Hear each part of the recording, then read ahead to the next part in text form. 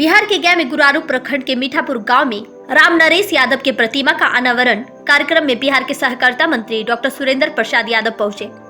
कार्यक्रम को संबोधित करते हुए उन्होंने कहा कि एक चाय बेचने वाला है, उसका प्लेटफॉर्म का कोई पता नहीं है, लेकिन हम दूध बेचते हैं और हमारा पता चिरैया ताड़ है। बिहार में सिर्फ 2 ही लोग दूध बेचते हैं, एक हम और दूसरा लालू प्रसाद यादव, जिसका पता है। उन्होंने कहा कि हमारा डॉक्टर से ज्यादा लड़ाई नहीं होता है, हमारा लड़ाई ज्यादातर अधिकारियों से होता है। आज भी कार्यक्रम में पहुंचे हैं तो 2 ऑफिसर को गाली बक के ही चले हैं। विजयदशमी के दिन भी घर से ऑफिसर लोग के गाली दे रहे थे, क्योंकि पैसा ऑफिसर ज्यादा मांग देते हैं। अगर कम मांगे तो काम चल जाएगा, ज्यादा मांगता है तो माँ और बहन की गाली हम नहीं देते हैं, लेकिन जितना डिक्शनरी में गाली पढ़े हैं उतना तो जरूर देते हैं। उसके बाद बोलते हैं कि भेज रहे हैं आपके पास, जिसके बाद फ्री में काम कर देता है। माँ बहन और बेटी दिवाली में घर को साफ करती है और दरवाजे पर स्वागत जैसी आए सुबह हमने कहा चले बड़ा आदमी पढ़ मेरा प्रोग्राम है अरवल जिला में चल जाता है तो फिर मेरा प्रोग्राम है अभी खतरनाक फिर मेरा प्रोग्राम है बेला। दोनों की सोच में अंतर है। जीवन चलिए में कोई भी ठीक है, काम बेला करे हल बेला कोई झमेला नहीं, वहाँ हम तो लेटो पहुँचेंगे। 10 साल की उम्र से ही हनुमान जी की पूजा कर भैंस को और डॉक्टर साहब ने कुछ बोले नहीं, हमने कहा चलेंगे मोतिहारी में, पिताजी के चलेंगे। मंत्री ने खुद मिल्क डेयरी के पैकेट वाला दूध को सामाजिक आदमी और समाज के बढ़ाने में बहुत अहम भूमिका है, भैंस का दूध और हम न जाएंगे तो मेरा किस्मत खराब हो जाएगा। हम भी आशीर्वाद लेके जाएंगे, मेरा हाथ से मूर्ति अनावरण होगा तो समझेंगे कि मेरा ही पिताजी के हुआ। इसीलिए एक मिनट में लगाना चाहिए। अगर मेरे पास आते हैं तो उनका भी काम कर देते हैं। गैस से मगध माननीय अजय कुमार जी, 3 गो किताब आज गुरु जी के मूर्ति अनावरण में हाथ में देखिए कि पुस्तक है। दूसरा पुस्तक था बाबा डॉक्टर भीमराव अम्बेडकर जी के हाथ में। तो जो इंसान पुस्तक से जुड़ा हुआ रहेगा उसका जीवन सदा खुशहाली रहेगा और शिक्षा से जुड़ा हुआ रहेगा। आज गुरु जी के हाथ में पुस्तक है और बाबा अम्बेडकर जी का भी हाथ में पुस्तक है। बाबा साहब जब हिंदुस्तान के कानून के किताब बनाए थे कि इसी से पूरा देश और दुनिया चलेगा, तो एक ऊंची जाति के विद्वान उनका को किताब चुरा लिया जो तैयार किए थे। पर वह जब किताब तैयार किए थे तो किताब दे दिए थे पढ़ने के लिए डॉक्टर राजेंद्र बाबू, जो हिंदुस्तान के प्रथम राष्ट्रपति थे, उनके हाथ में। उन्होंने पढ़ा और पढ़ के उन्होंने कहा कि बहुत बढ़िया, इसमें कोई संशोधन की आवश्यकता नहीं है और इसी से पूरे हिंदुस्तान के कानून चलेगा। बाबा साहब की किताब किसी तरह से एक चालाक ऊंची जाति के कोई होंगे, इतनी जाति है तो नाम को जात के ना ले रहे, अभी केस उस मत कर दीजिएगा, हमेशा हमारा पर केसे होते रहता है।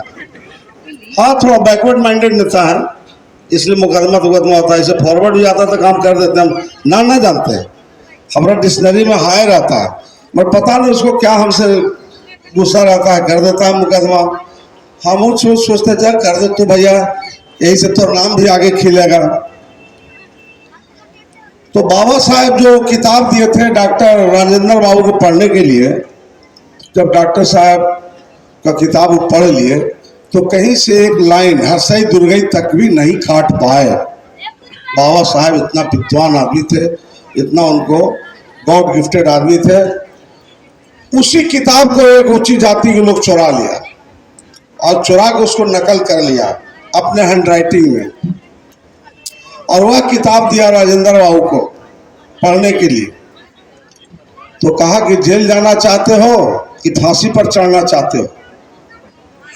हम इस देश के राष्ट्रपति हैं, दोनों हमको पावर है तुमको देने के लिए। शर्म नहीं आता है तुमको?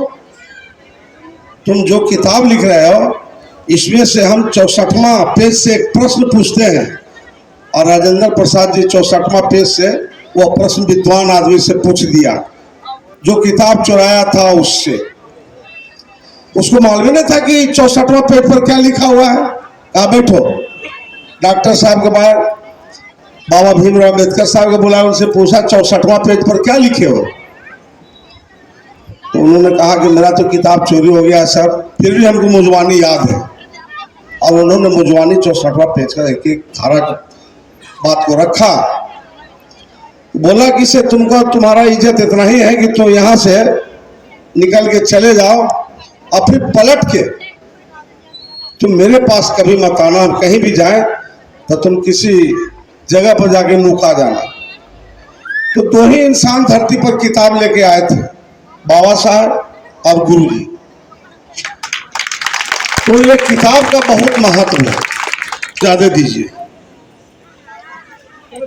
लेकिन दो इंसान है जो उनके साथ हम रहे थे और उन्होंने ये बात को बोले थे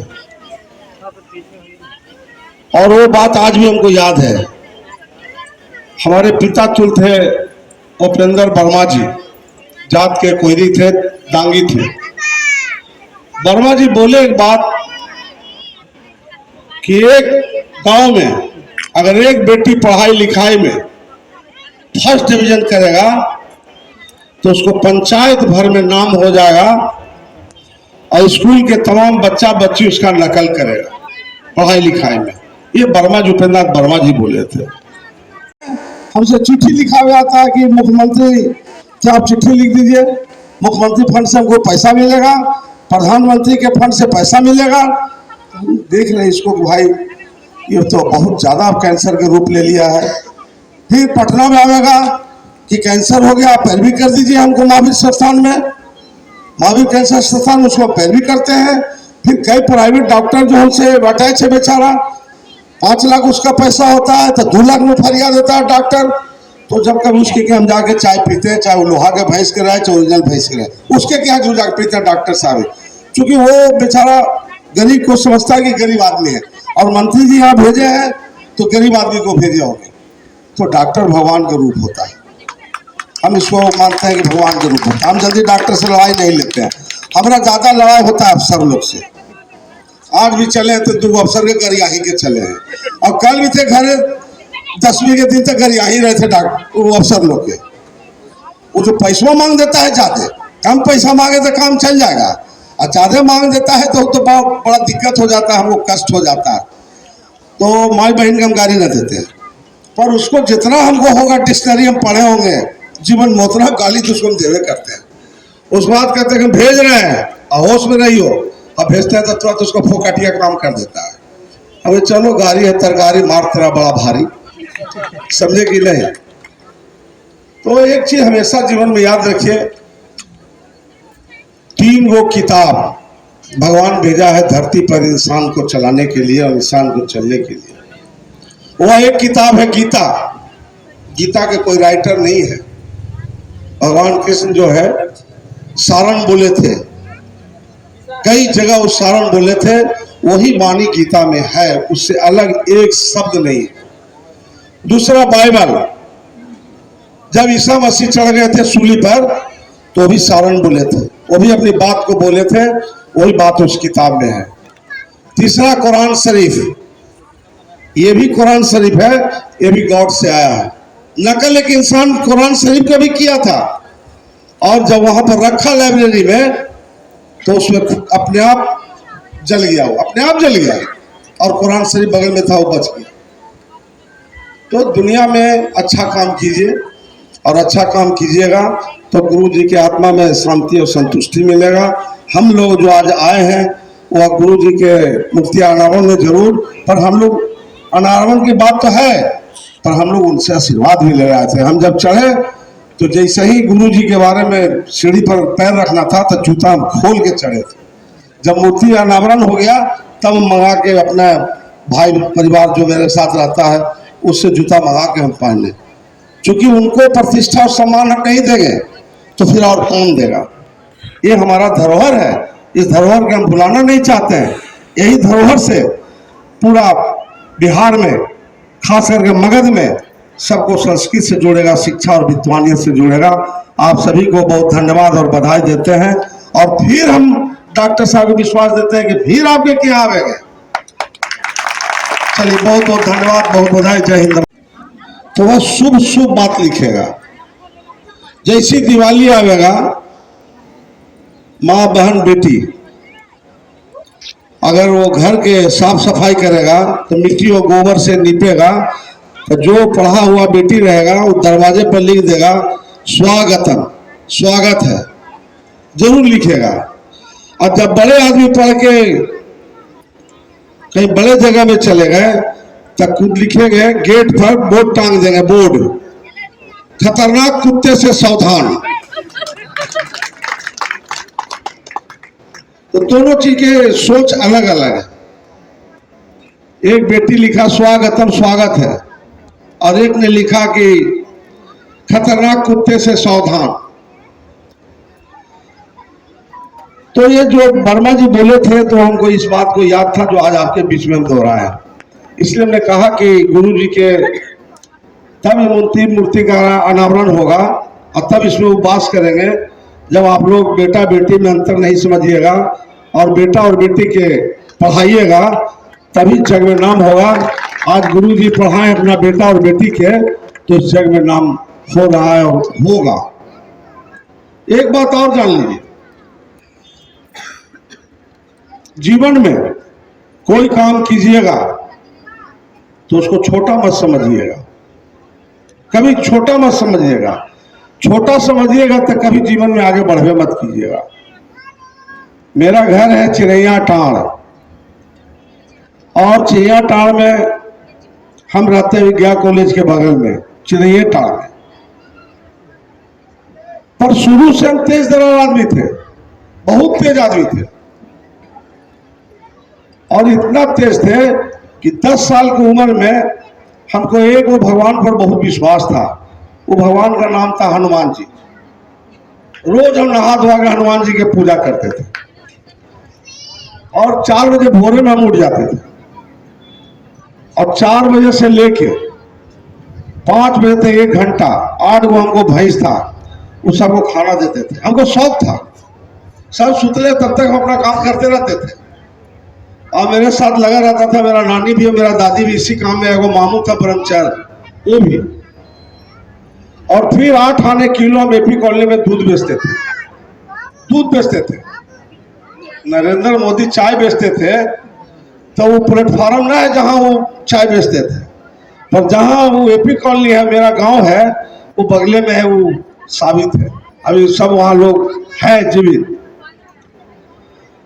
तो 8 आने किलो हम दूध जरूर बेचते थे, पर मेरा पॉकेट दोनों भरल रहता था, दोनों पॉकेट भरा रहता था फुल पैंट के, और ढेर मेरे पीछे लटक में चलता था लड़कन की खर्चा के अलावा। खर्चा भी करते थे पूरा, हमको अच्छा लगता था कि हम बोस है सबके, और सब तो खाए पिए अपना मेरे पीछे पीछे बोस बोस कहता था। छोटा थे, बच्चा थे, पर अच्छा लगता था। आज भी 2 आदमी हम लोग दूध बेचते हैं, 2 आदमी, बाकी का हम नहीं जानते। बाकी जो होंगे वो आप लोग जानिएगा। 2 आदमी में नाम है, एक है लालू यादव, बहुत मनी गाय भैंस रख ले, वो भी दूध बेचता है, और एक है सुरेंद्र यादव, ये भी दूध बेचता है। एक बात और बताते हैं, मेरे के यहाँ डॉक्टर साहब के नर्सिंग होम में भर्ती हो जाओ, डॉक्टर साहब लिखते हैं कि तुमको दूध के साथ ही दवाई खाना है और दूध रोटी खाना है। तो ले जाके देहतवा से डॉक्टर साहब को कोठवा पर भैंस गाय बांध दिल है, कहाँ से थे? तो वहाँ तो शहर में है लोहा के भैंस, देखला कि ना लोहा के भैंस, बता दे कैसे हुआ है। पैकेट वाला जो दूध हुआ है ना, पैकेट वाला दूध, तो लोहा के भैंस दूध देता है। वो गया मिल्क डेयरी लगा हुआ है, वही से नकली दूध बनता है। बहुत जगह जाते हैं, डॉक्टर साहब हम चाय पी लिए, मगर शहर में हम कहीं जाएंगे वो कोई चाय देगा, हम रख रख चाय पीने छोड़ देंगे। हम जानते हैं कि वही लोगों वाला भैंसिया की पिलावेगा हमको, इसलिए ना पीते हैं। हम जानते हैं तो महकता, तो नकली में जाते ही महक शुरू हो जाएगा। तो किसी चीज के जीवन में छोटा मत समझिए। अगर हम छोटा समझते हैं तो इतना 200 लीटर दूध हम काहे ला बेचते हैं? हम जानते हैं कि मेरे न रहने के बाद मेरा बेटा तो मेरा पोता कभी दूध ना बेचे, कभी एक जानवर नहीं रखेगा। आज दुनिया में सबसे ज्यादा कैंसर की बीमारी है।